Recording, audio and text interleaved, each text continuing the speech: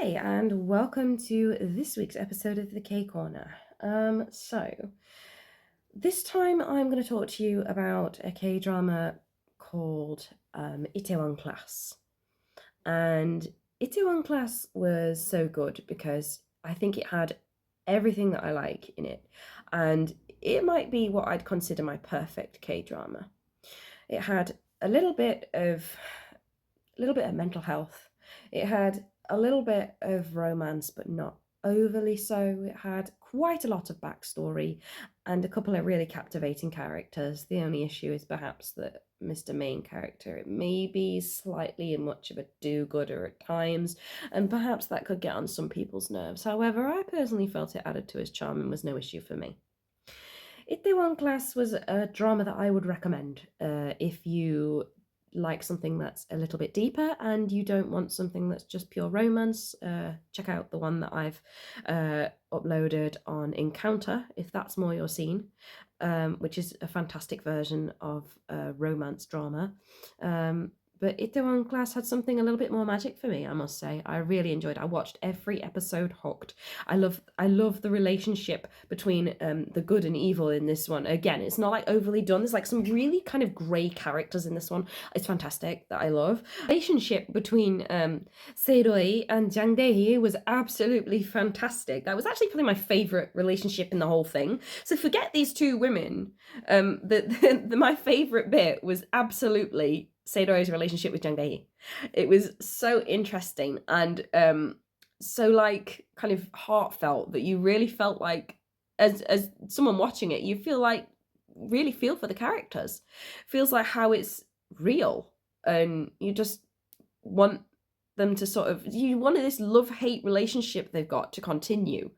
And even though it was all enemies, there was something very loving about it as well, and it was like a mutual respect they had for each other. I wonder where you guys would sit on the Sua Yisu debate. Personally, I felt like Sua had again, kind of, I have this problem a lot with some of these K dramas, but kind of little character, little forgiving traits, and I didn't like how spineless she was at times, and then at the wrong times, sort of like overly spineful. And is that a word? I just made a word. Spiteful, maybe would be a better word. She was yeah, I didn't like her character very much, and also felt like she didn't fit with Seiroi, who was like ridiculously loyal. And then, as soon as Yisu comes on, you're like, oh, this girl's fantastic. I mean, yeah, okay, she's a bit of a sociopath or whatever, but she's actually, I don't think she is. I think she's just confident. I don't think she lacks empathy, because it's seen quite often. It was actually super fun. They're kind of like how they got together, all the start of things, and her crazy adventures, and how she was like this kind of wild child, and it was super fascinating to watch as the viewer. And I think that captivating. I prefer her, and I preferred their relationship, and I think it was a good choice to get them together at the end. I was ultimately very pleased he didn't end up back with Sua, who I was entirely the way through thinking, why are you wasting your time with this woman? Is that horrible? Maybe, but that's what I thought. So I'm glad. I'm glad for that. Sorry, by the way, spoilers. I will probably actually put up a little thing that just to explain this and spoilers in this one, because yeah, sometimes I get overexcited and just kind of like wreck every single plot twist. So why don't you comment down below and tell me if you want me to stop doing that, or if like you don't mind and you'd prefer me to do a comprehensive review, because honestly sometimes I'm going for like a in the middle. Like, I don't know if I'm supposed to cut and dice every single piece for you guys so that you can understand what I thought and why, or I'm just supposed to like only give you the very basics, because if you're like me, then you don't like to know too much about something before you watch it. Like, I personally read reviews after I've watched something, not before, as I don't like to go in knowing what's going to happen. And then afterwards, if I'm hyped up on it, then I'm gonna go and read and find out what other people think, but not until I've given my own opinion. Because that's just how I work. So please comment down below and let me know what you'd like me to do in regards to spoilers and content. I'd appreciate that very much. I feel like a review on Itaewon Class wouldn't quite be complete without me mentioning some more of the touchy subjects that were in there. For example, the issues surrounding the transgender change of one of the female protagonists, um, who had once been male, and how they overcame that challenge during one of the competitions that they had for the best bar. And you know what? It was really quite inspiring to watch how this person overcame all the negative thoughts and everybody who was bullying. Because I feel like this is quite a big issue. Um, like the mental health and things like this is quite a big issue. Correct me if I'm wrong, please. But like, I feel like it's not like majorly accepted everywhere just yet. And so it was really quite refreshing to see that as part of a drama and how it was tackled and how this person coped with it. And I feel like it was done really quite sensitively, but also realistically enough to not make you feel like you're being spoon fed something that's, not true. And it was good. I like how that was tackled, and that is daring from a drama. Final notes: class acting from every person that I saw on there. I don't think that there was a single bad actor. I think everybody was fantastically placed, and was a little surprised when Jang Dae, his son, randomly decided to go almost back to the dark side and join. But actually, I quite liked that in the end. It worked out well. I didn't like it when he was trying to be all this and that, but it was almost too real to watch. And he portrayed it fantastically, was able to portray nice and what's the word? Arrogant? Someone think of a good word. Pop that down below for me as well. Yoo Jae-myung, what an actor in this drama in particular, really showcased.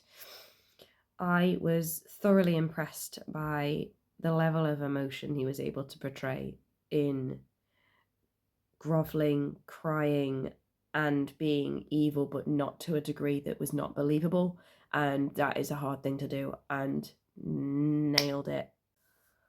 Park Seo-joon, Kim Nam-ni, and Kwon Nara, I think, is the three main subjects of our little love triangle going on. Fantastic acting from all three, and no complaints from me. Though I did not like all of the characters, the acting was spot on, and I feel like they were all placed in the right roles. An Bo-hyung and Kim Dong-hee were both very impressive in their roles as brothers, and both of them were believable, though I don't like overly evil characters. There was something a little bit more humane about An Bo-hyun's portrayal of Jang Gu-won.